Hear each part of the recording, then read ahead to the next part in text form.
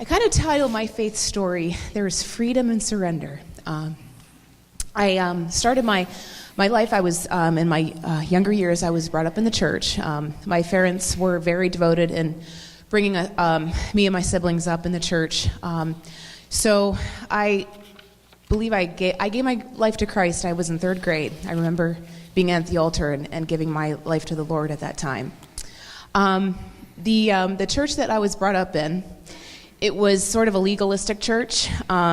They had rules and regulations that you really needed to follow by. And if you were one to slip up and sin, they kind of let you know that right away. You know, they let you know your slip-ups and shortcomings.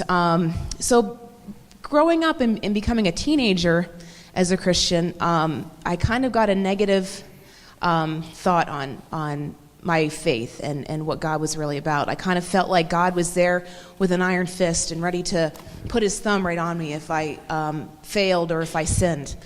So growing up as a teenager and as a young person, I kind of felt like, you know what, that's not the path I want to go. I want to do my own thing, and I kind of always felt like if you surrendered, that kind of was a sort of a negative thing, that you were giving up, that you were not doing what you wanted to do.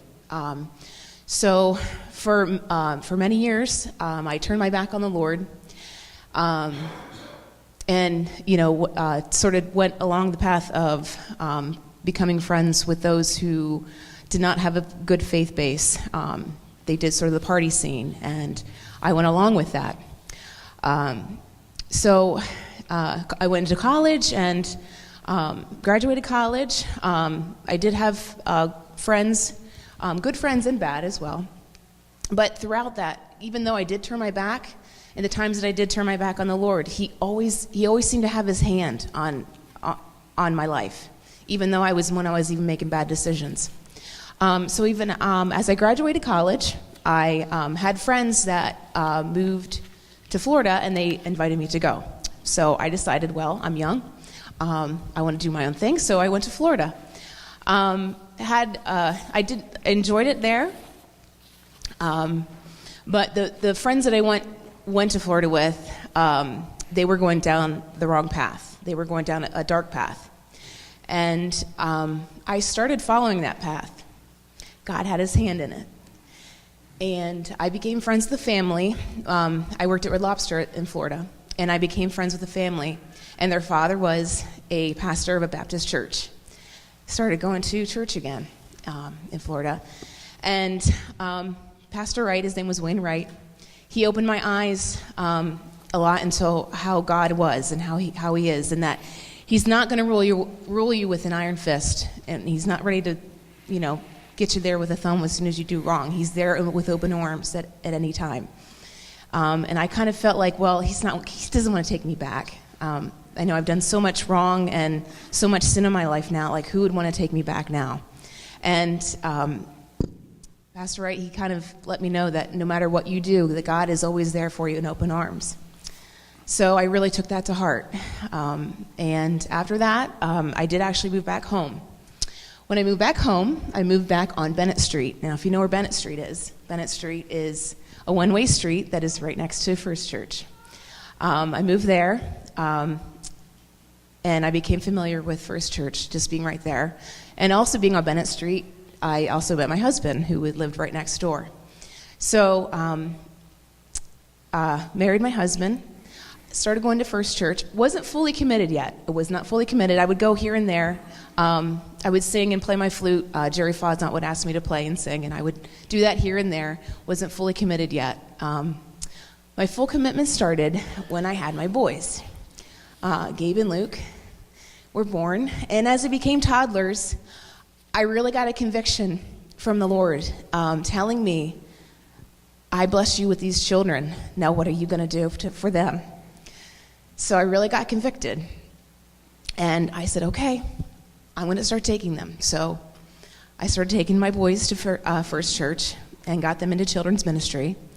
I then also enrolled Gabriel into First Nursery.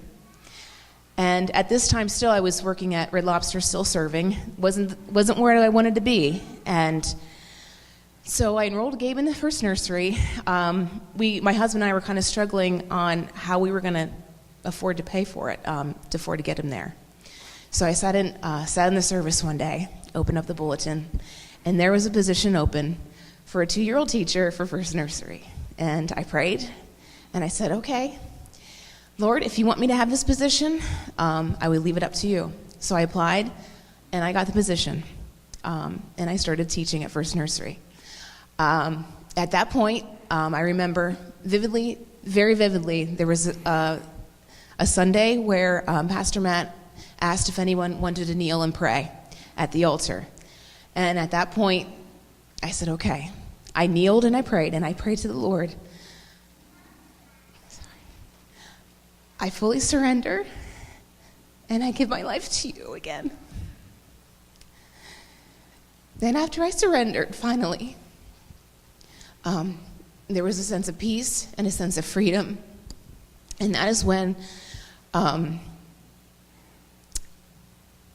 became children's choir director. I also got, literally a business fell into my lap where I had my own music class that I now teach to small toddler age children. And I also became the assistant director at First Nursery. And it was then that God freed my life when I finally surrendered. Because I finally realized that surrender wasn't a negative thing and it wasn't a terrible thing to do. But in surrendering, there's a wonderful peace and a wonderful surrender and a wonderful life that is before you when you do that. And that is my faith story. Thank you.